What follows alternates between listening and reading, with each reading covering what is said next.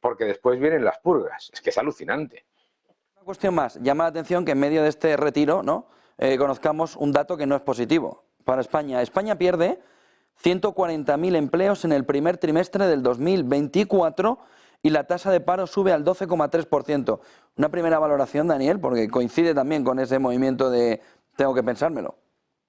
Bueno, es que lo primero que muestra es la falacia de esto del récord de empleo que dicen, porque no solamente se han perdido 140.000 empleos, es que las horas trabajadas por empleado están por debajo de los niveles del 2008 y además es que dentro de esa cifra de afiliación hay 800.000 afiliados, entre comillas, que son pluriempleos, ¿de acuerdo?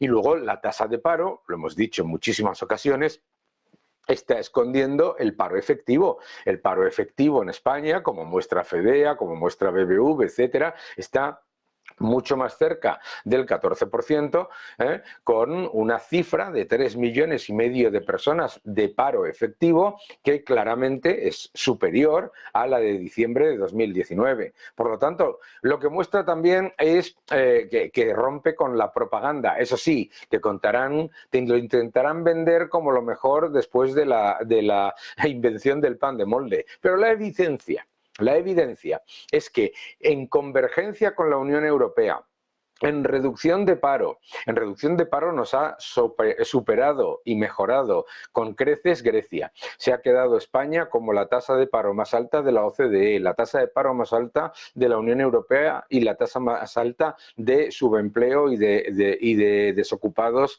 no oficialmente parados.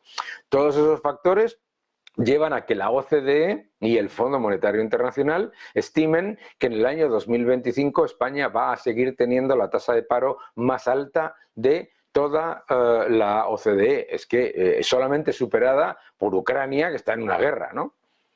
Solo una cuestión más, un pequeño apunte, Daniel. Es la mayor caída del empleo desde 2020.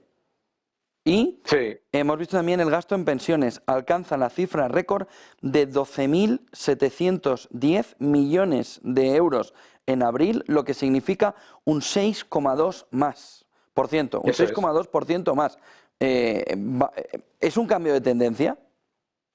No es que sea un cambio de tendencia, primero es que es la constatación de la falacia del maquillaje, porque empiezan a saltar todos los factores que llevaban a maquillar los datos de paro.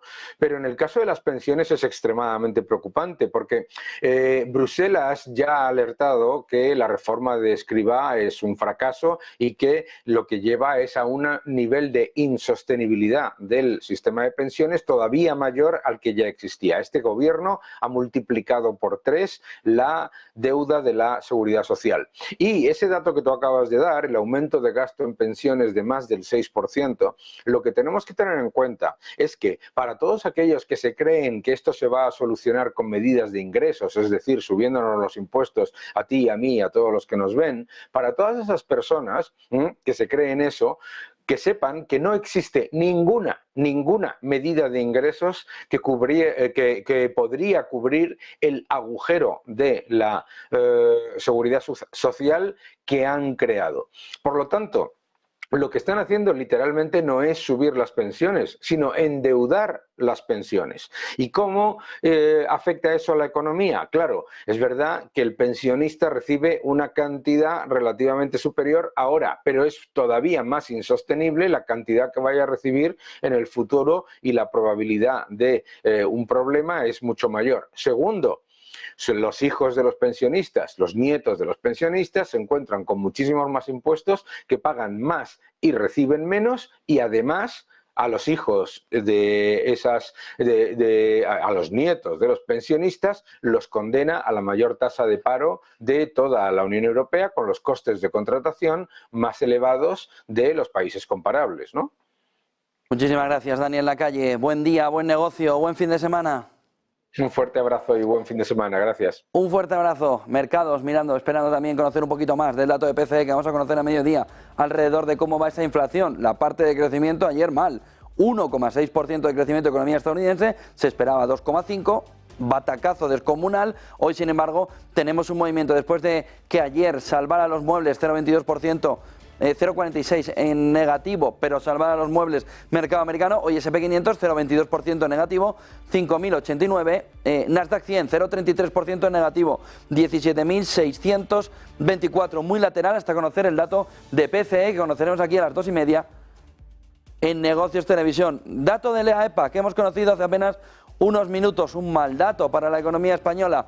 Primer trimestre, ocupación con un movimiento negativo, 139, lo ven ahí, marcando, hombre, no en lo del 2020, tiempo COVID, sino en un momento de economía que debería ser pujante, que debería ser boyante y en el que coincide el retiro espiritual de Sánchez. No sabemos si el movimiento es un cambio de tendencia. Si lo es, no sabemos si el movimiento también de descensión o de salida o de pensar o de reflexionar viene impulsado porque alguien está empezando a ver que el conjunto de la economía española empieza a sufrir. España pierde 140.000 empleos en el primer trimestre del año, 12,3% de tasa de paro en este entorno. Enseguida volvemos.